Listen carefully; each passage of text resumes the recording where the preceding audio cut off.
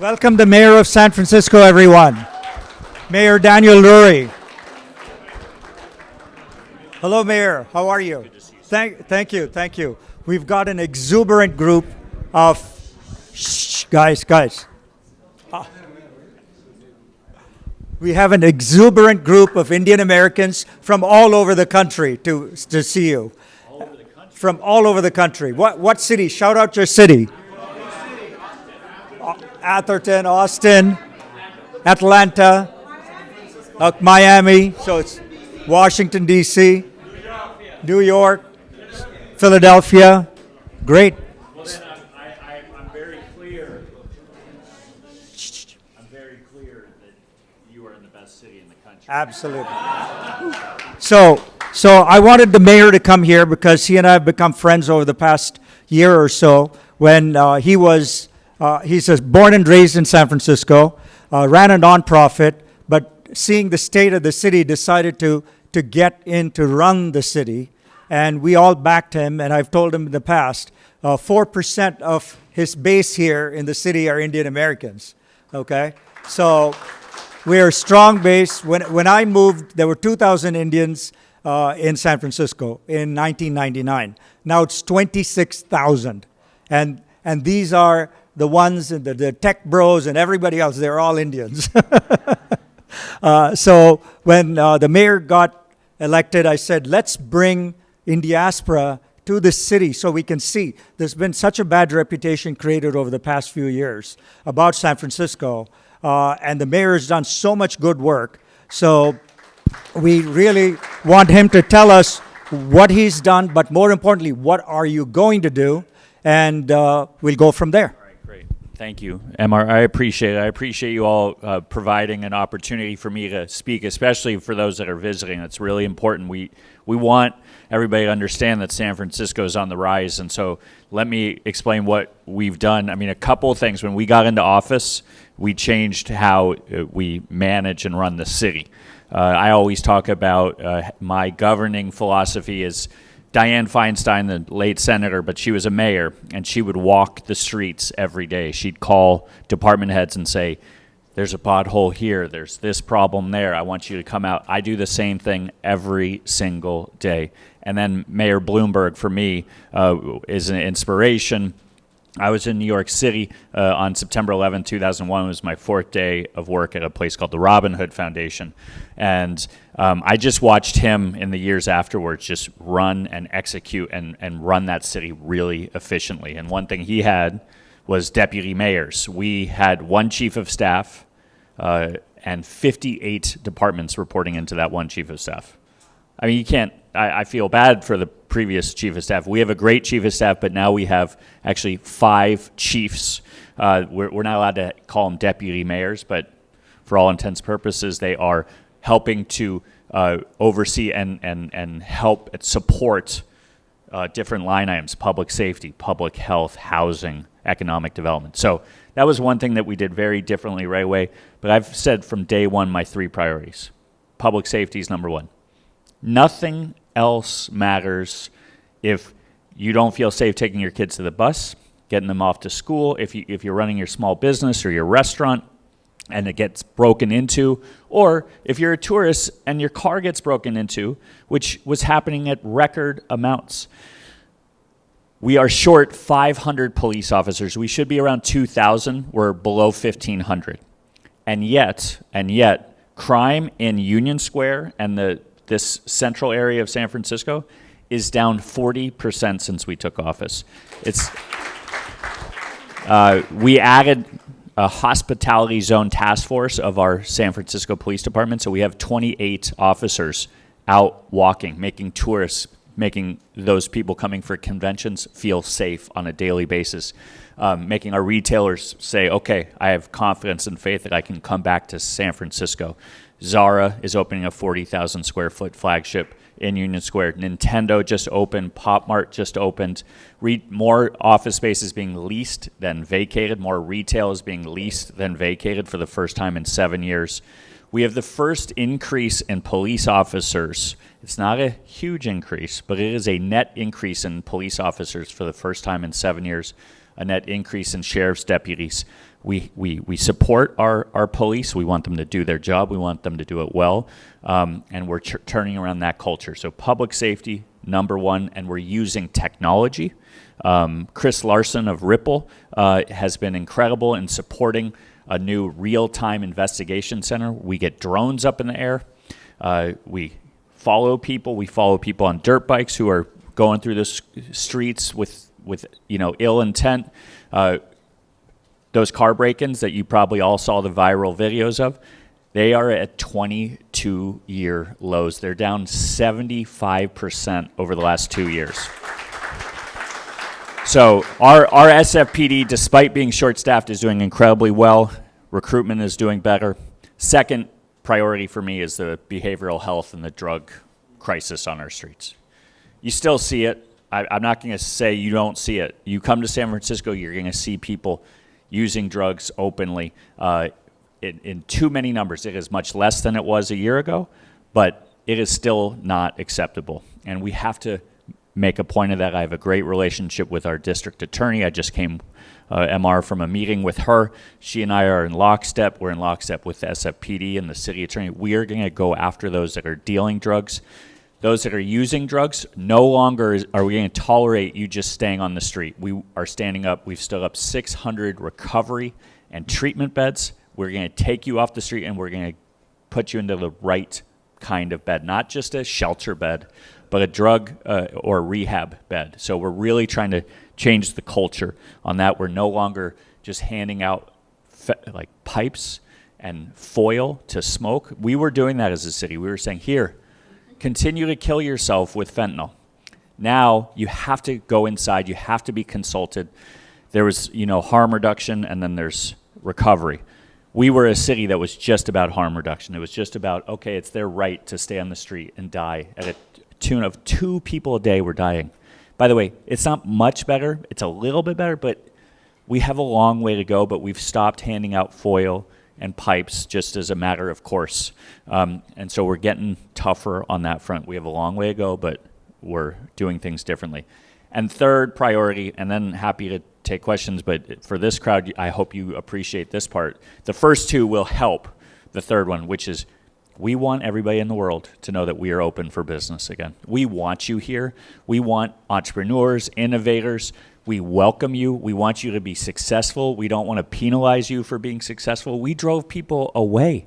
We thought in San Francisco, if we could keep taxing you, we could make life hard on you, we could put more red tape on you, and you would stay because we are the most beautiful city in the world. Just sorry.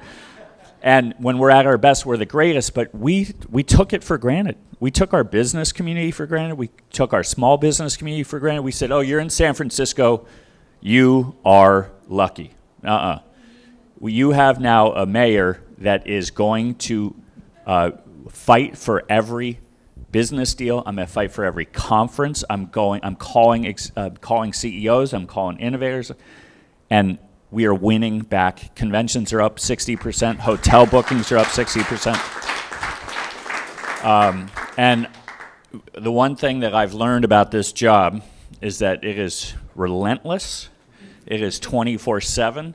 But what the job didn't know, and what the city wasn't sure about because they didn't know me, is that I'm equally relentless. I'm going to go nonstop. This is the city I was born and raised in. My wife and I are raising our 2 young kids here. When we are at our best, we are the greatest city in the world. And we're not there right now, but we're going to get back there, and we're going to stay focused on those 3 priorities. People keep wanting me to talk about Sacramento or what's going on in the country. I'm trying to stay laser focused on San Francisco. So happy to take questions. Yes. So. Couple of questions? Yeah, go ahead. Yes. Which city are you from? Yeah. So Mayor Lurie, I'm from the Washington D.C. suburbs, but actually I came to the U.S. 34 years ago, and ever since then, San Francisco has been one of my favorite cities of all in the world. Great. So it was always when I used to come here the last few years, I would always feel very depressed seeing the downturn in the city.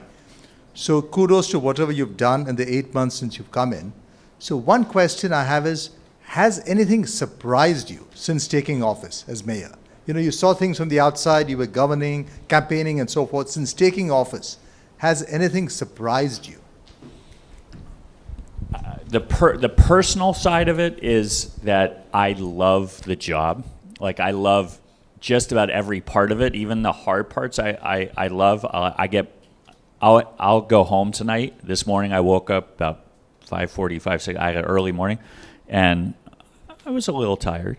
Tonight I'm gonna go home and have more energy, and so this is where I'm supposed to be. This is a job I'm supposed to be doing. So from that, I think it wasn't a surprise, the bureaucracy. The drugs are so bad. The fentanyl is so intense. You can hear about it, you can read about it. I get out of my car all the time. I'm walking the streets, I'm talking to people who are using these drugs, and they will see me coming and they'll keep smoking. They are so addicted. They are so gone. And getting them off of these drugs is such a challenge.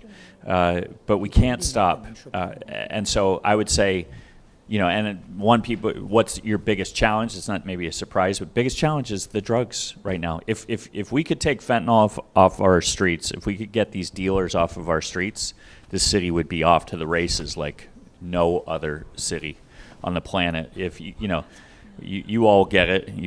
MR said the tech bros. I mean, the roster of companies that are in San Francisco, from OpenAI to Anthropic to Salesforce. We're going to have Dreamforce, which is Salesforce's conference in a week. There's going to be 50,000 people here from all over the world. And that might be a little bit bigger than Super Bowl 60 that's coming in a few months. And then World Cup is coming here. We have so many good things happening in San Francisco. But for me, the surprise, I love it. Challenge, and the surprise at just how deep-rooted this fentanyl crisis is. I don't say it's a surprise because we knew, but how to fix it is just going to be a huge challenge. My name is Suba Barry, and I'm from New York, but also Snowbird in Naples, Florida. Sounds good. It is good. It is a good life. My question is really about housing, affordable housing for your essential workers. Okay. What are you doing about it? What's your plan? It's a great question. We have underbuilt in this state and probably in this country for a very long time. Although someone said Austin, they're from Austin. Austin is built, and that you're seeing rents go down a little bit. I think that might be because some Austin people are coming back to San Francisco. No offense, but we have a state mandated that is being put on all the counties across the state of California.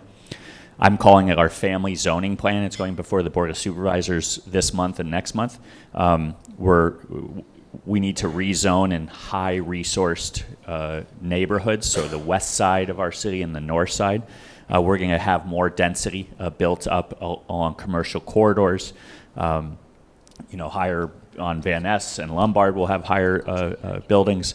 We need to build more housing. And it can't just be San Francisco that does it. San Diego's doing a pretty good job of it. We have failed in San Francisco to build affordable housing for our nurses, our teachers, our firefighters, our police officers. This plan unlocks a lot of that. It unlocks the opportunity to build. It doesn't mandate building because you can't do that. It is so expensive to build in this state and in this city. So we need the zoning changes to do this. There hasn't been on the west side of our city. The last time they rezoned was 50 years ago, and they downzoned. They made it harder. So we are a state that is broken in terms of this. We need to, and it needs to start with cities like ours, and so we're pushing forward on this. 15 to 20% of all of these zoning changes have to be affordable. Has to be affordable housing that gets built. One last question back there. Announce your city. Okay, I'm Shalini. Raj and I have lived in San Francisco Bay Area for the last 30 years. So great to see all the progress that you've been making, really exciting. So I'm going to ask you this question because you're the only government person here that we know. So we've been talking a lot about AI, like we're all in the midst of AI, and AI agents are coming in full force. We were just listening to Naveen talk about it. And I read this really interesting Economist article, which talked about no taxation without representation. But if AI agents are doing all the work, what does the government think about taxation? Like, how do we start even thinking and comprehending about why is it valuable for the government to take care of people if AI agents are going to be doing all of it? And so I'm curious, like, what your thoughts are from that perspective. Wow. That's a first. God, my good. By the way, I'm happy to take a couple more. Okay. But I will try to attempt. There's a lot of talk in Sacramento about how do we regulate AI and control it here in the state, which I think is really difficult, because if you do that, then these companies can move to Texas or they can move to Florida. So I do think that this has to be taken on at the federal level. For one, I have not thought about your question. I think it is a really important one. At the home of OpenAI, the home of Anthropic, if ideas are going to come out that help us push this conversation forward, they're going to come out of San Francisco. We need to have a kind of AI innovation hub. I know some of these CEOs have talked about bringing people together locally. I know they're doing it nationally. In this environment, it seems like there are no guardrails. It's sort of like, just let them go. So let's talk about it. I don't have an answer. It's a really thoughtful question. Okay, go ahead. You take one from this side. Yeah, I got a couple times. Yeah. On the number 3 point of encouraging entrepreneurs who want to come here and build companies, Yeah. can you give us, if I'm a young entrepreneur today, can you give us tangible sort of reasons why we should come to San Francisco from a city's perspective? Forget about the fact that it's the hub to build tech companies and all that. Yeah. But as the city, what are some of the things that you're doing, and can you Sure. elaborate on that? Yeah. I mean, you can't forego the fact that we're the innovation the ecosystem is stronger here than anywhere on the planet. So we have that. We had in August, from August 1st to August 15th, we had seven musical acts. We had the Dead and Company for 3 nights. We had this festival called Outside Lands that happens every summer, and then we had Zach Bryan band play. 450,000 people came to Golden Gate Park. This weekend we have Hardly Strictly Bluegrass. We have so much nightlife. We have all these entertainment zones, these street festivals that we're hosting on 2nd Street, right on the financial district, on the first Thursday. There are 25,000 people showing up for a block party. We've been using those as a way to draw employees and workers back downtown. Gap just went back 5 days a week. We are pushing all city employees. We mandated and started August 18th. All of them have to be in at least 4 days a week. So I think if you spend any time here, we have the greatest restaurants in the world. We have some of the most amazing arts and culture institutions. We're really leaning into that. And once again, the most beautiful city in the world. And you have access. You can go surfing within 5 minutes. You can go skiing within a few hours. And then there's the peninsula. What? Wine country. I mean, it doesn't get better. It really doesn't. If we do and my job as mayor is to create the conditions so that you all and the companies that you invest in and the entrepreneur can thrive. And we've been that way since the gold rush, and we're going to keep being like that. We've always been the place where the future starts. One more, Phoebe. You're a resident of what city? I'm dual coast here, but I live in the marina. This is great. So a big question really around taxes. So I took a Waymo today, and they have a San Francisco traffic mitigation tax, right? So the number of taxes that go into each one of these bills have gotten a little ridiculous. So could you speak to that, or what happens here? We're happy to pay taxes, but it's got to be a little meaningful here. We have to get competitive on this front. This is kind of what we did. We just pushed everybody away. We just said, we'll keep taxing you, and So on the November ballot, where I won, we had this Prop M that was supposed to simplify taxes. We need to do more in 2026 and more in 2028. We have to give people certainty. We're not even competitive with San Jose when it comes to taxes. So I think everybody understands that. We want to draw people back in, but it's not something I can do uniformly. Like, it's got to go to the ballot in either 26 or 28. We're very aware. We want to be, we want businesses to want to be here. We want them to be part of the community. And I don't have an answer on what tech. You do? Okay, go for it. Let's tax all the AI